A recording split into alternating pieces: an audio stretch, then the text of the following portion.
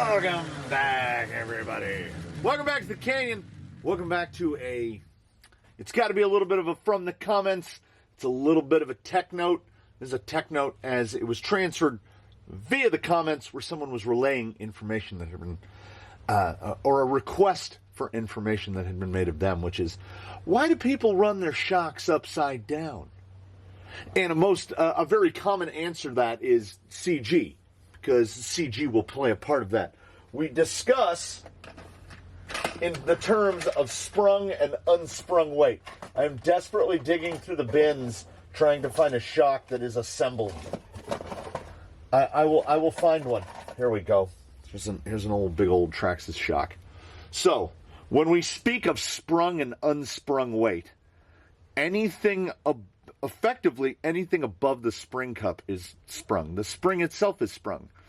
But if you run a shock upside down, all of the mass of the shock, the body of the shock and everything becomes unsprung weight.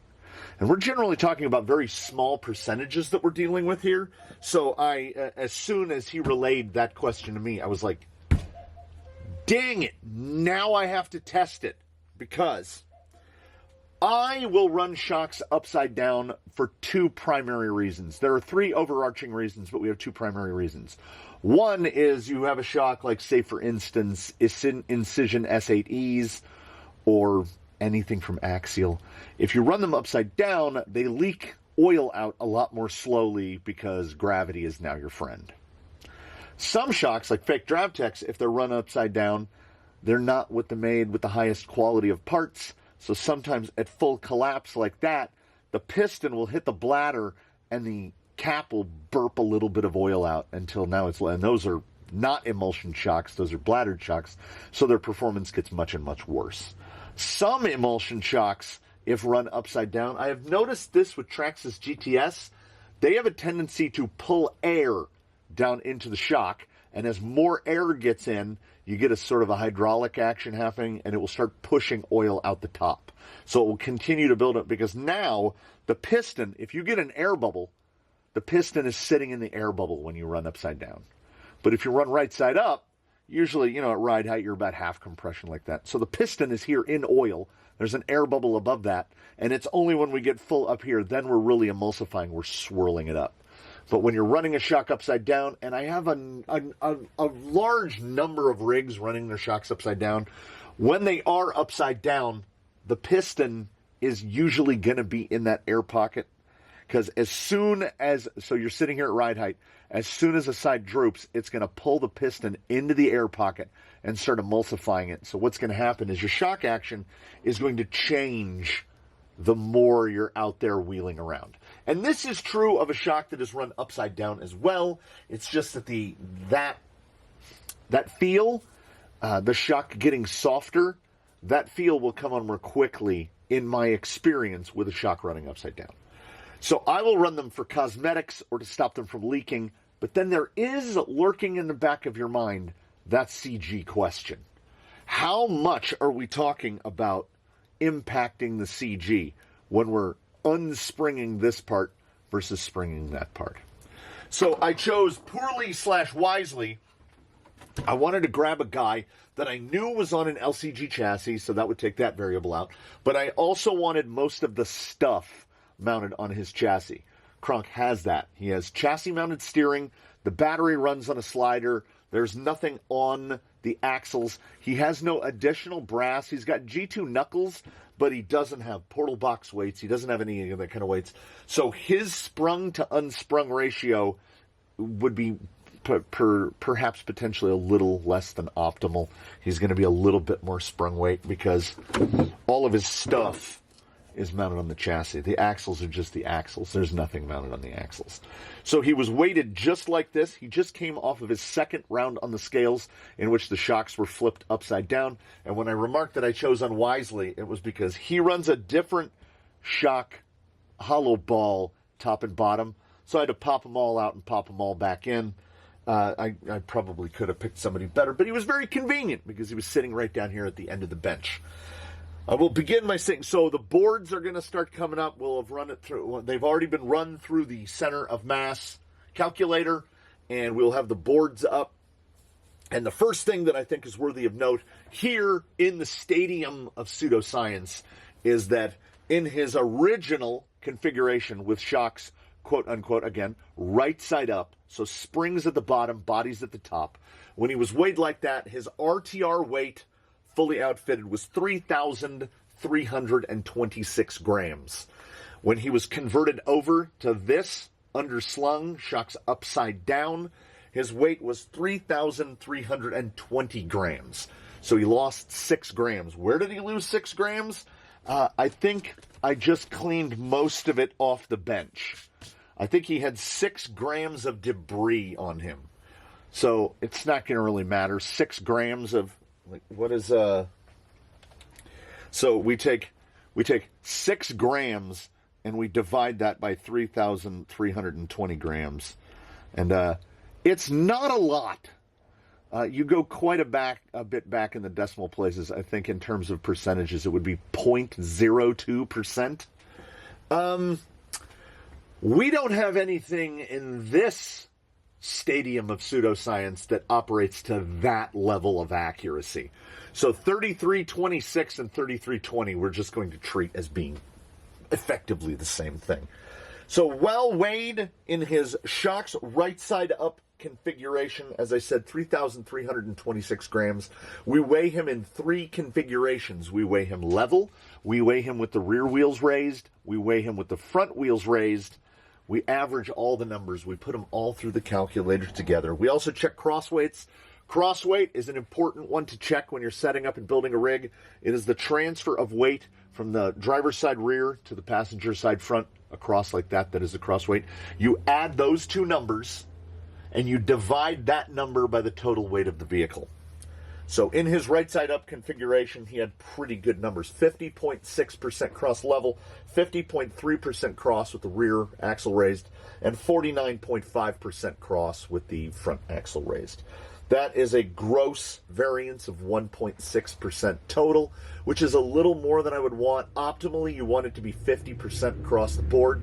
But with the tolerances of the equipment that we're dealing with and the tolerances of the less than sophisticated devices we're using to weigh the equipment, to weigh the rigs themselves, we're going to be a couple grams one way or the other. So in and around that 1% is pretty good. You are very rarely going to have the same CG measurement nose down versus nose up. So your descending weight and your ascending weights you're going to have a different CG because we are predominantly front loaded. So when you're descending, it is actually going to make your CG lower because the front is physically lower. The weight is physically lower down. So your CG is going to appear as lower. Now, when you're climbing, the weight is high. I don't think it's becoming more clear to me over time. But when we do this, is the CG higher here than here? Well, yeah, the nose is higher. So you will seldom see a CG the same front up, rear up. I have a couple borderline cheater stuff like Esky that's really close. You get into sportsman stuff, you might be able to get the same CG, whether ascending or descending. And that number will kind of help you determine if you're going to be a good descender. Honestly, in my experience, the further the numbers are apart, like say it has a 3-inch CG descending and a 5-inch CG ascending, it will descend really well. It won't want to throw the rear end over the front because weight distribution, it's not redistributing the weight. So he landed on just right about 4.5 inches, so just below the height of the tire with the front axle raised, which is great because this is my stand-in. I placed this on the scale. It's what I've always used to raise, so I know that they're consistent. I have 2 sealed cans still in the plastic. I use those, so I know that there's not going to be a weight variance, even though the scales are zeroed.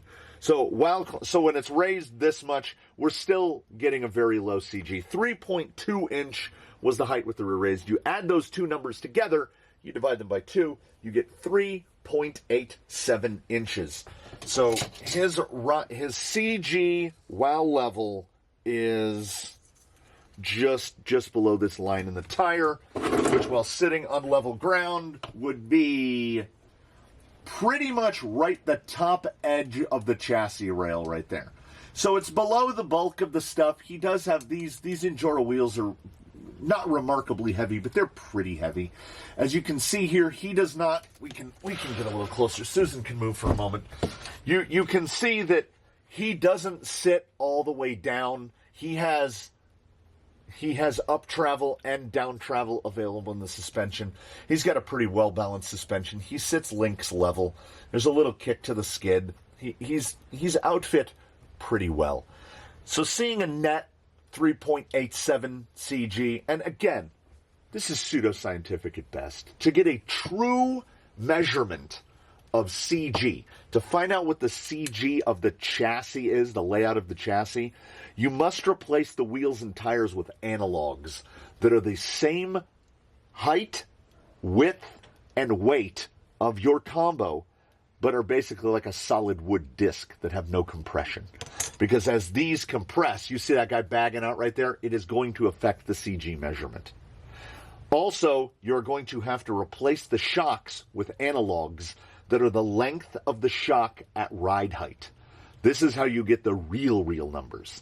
I don't personally think we can benefit that much from the real numbers. What we're trying to do is establish, we want an idea. Where do we sit? I honestly think that the crossweight measurement is potentially more important than the actual CGH number.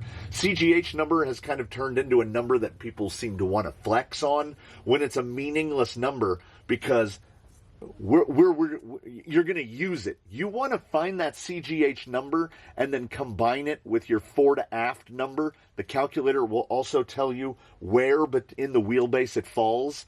So you find the center of gravity fore to aft, and then you find the center of gravity vertically, and you find a point, and that's your moment center. And that is an important number because the rig is going to want to pivot around that point. So we do want that lower, but too low is just as bad as too high, because then it's going to make your handling weird. It's going to pull traction off your rear axle when climbing without transferring it to the front axle. You can have wonky crossweight. There's a lot of stuff that can go bad, and this is a deep rabbit hole to get down. It really is.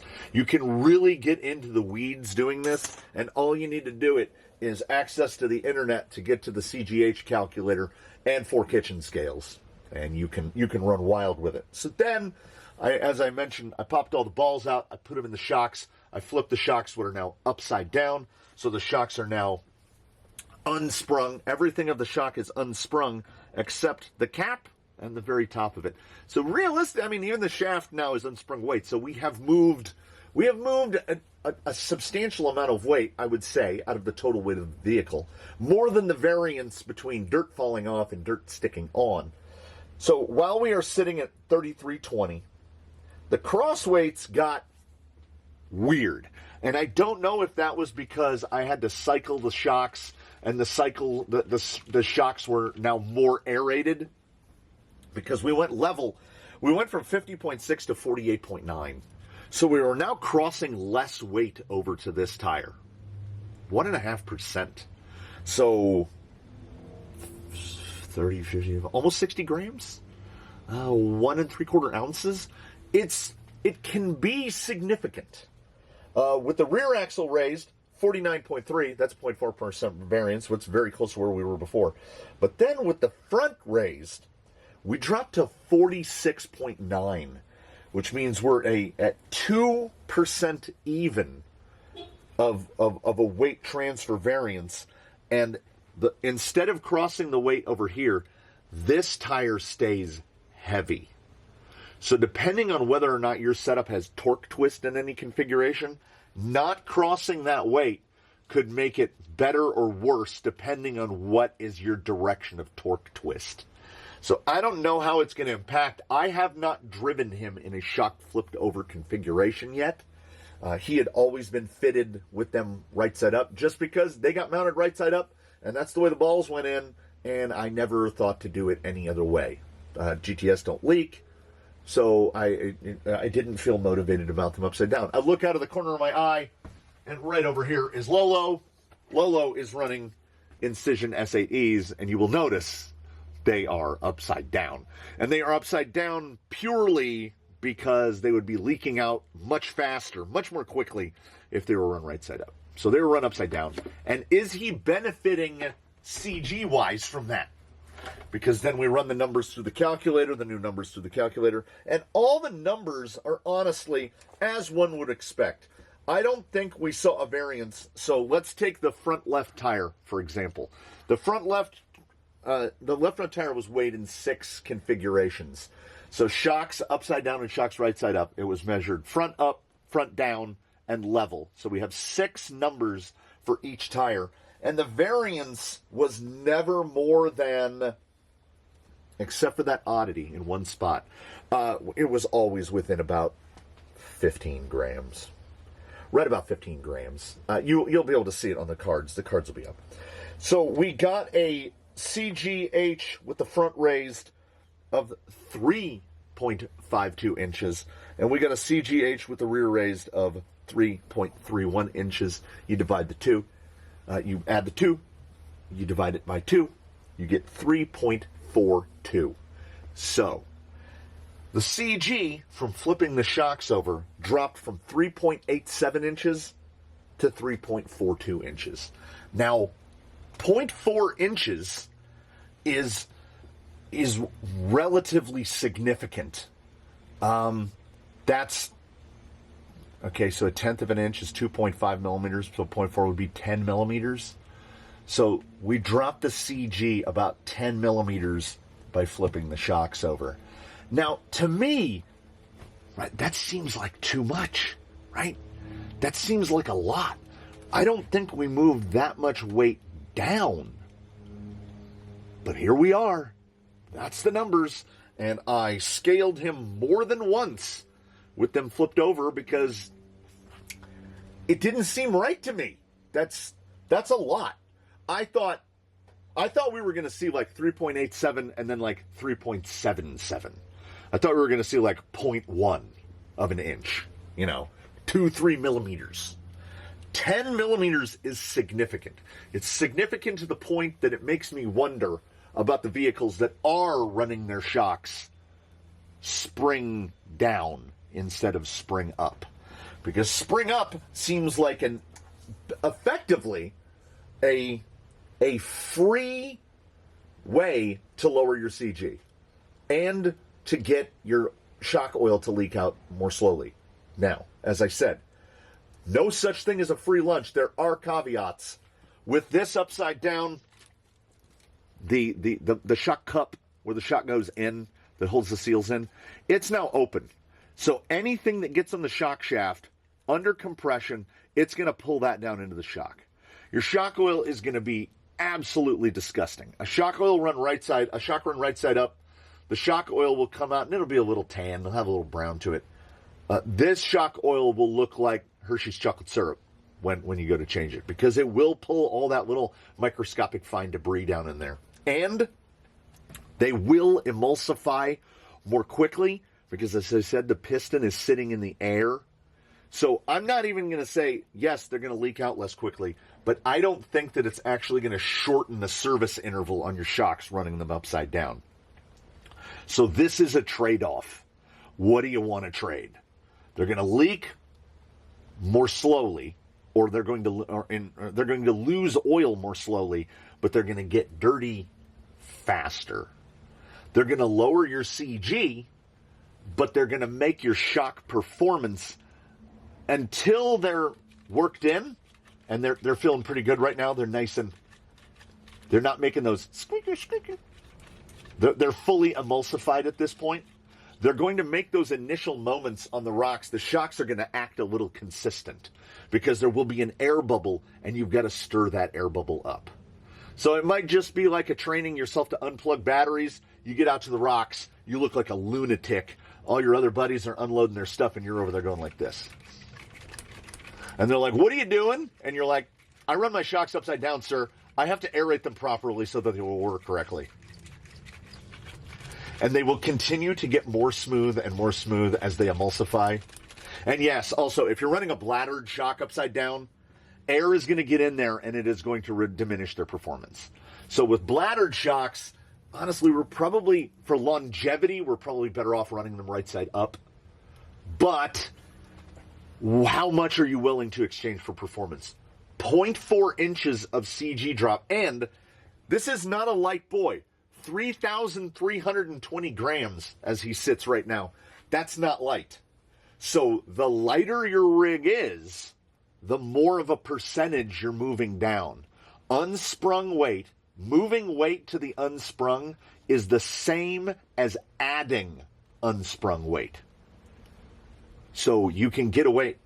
Like, what do these bodies weigh? I don't know. I don't think I have a body on a shock that isn't assembled. I have like halfway assembled shocks. So let's fudge it a little. So here's an 80 millimeter incision. So this shock weighs, that can't be right. It says this whole shock weighs 9 grams. Does that seem right to everyone? That's 9 grams. So you're flipping 28 grams upside down, which is, as I said, that's about, is that a percent? That's a percent. You're moving a percent to unsprung. So that's a percent of weight you don't have to add. You don't need to add brass. You're just moving the weight down. So there are pluses and minuses, and which pluses you are willing to sacrifice the minuses. What are you willing to give to get? This is no free lunches. There's plus, there's minus. On the one hand, but also on the other hand. So the decision is up to you. If you want to lower your CG for no dollars, there it is. You flip your shocks upside down. But it's not free. It's free, but it's not. It doesn't cost money, but it's not free. If you're picking up what I'm putting down. So there you go. Yes, it does lower the CG. The bigger your shock is, the more it's going to lower it. The lighter your vehicle is, the more it's going to lower it. So there's goods. Just be ready. It's not all free. So there you go. I was at a loss as to how to stop. How do you stop talking when you've started talking? I don't know. Thanks so much, everybody. A little bit of a tech note brought to you from the comments. I hope it was helpful to at the very least, there will be 2 people. The guy who asked the second guy, and then the second guy who related to me. So there's the 3 of us. We're pretty happy with the outcome. I hope you're all happy as well. Come on back now to the canyon real soon. Now you're here. We'll have other stuff. If you have any tech-related questions like that, pop them in the comments below on a tech-related video or any other video, and I will do my very best to answer them to the best of my knowledge and ability. And with that, between now, which is right now, and when we meet again, I hope you win and I'll do your very best to have a good one, everybody. I will see you again very soon here from the canyon. This is something we don't often do, but when I just rattle it off for about 20 minutes, we can Susan in, we can Susan out. We'll see you next time here from the canyon, everybody.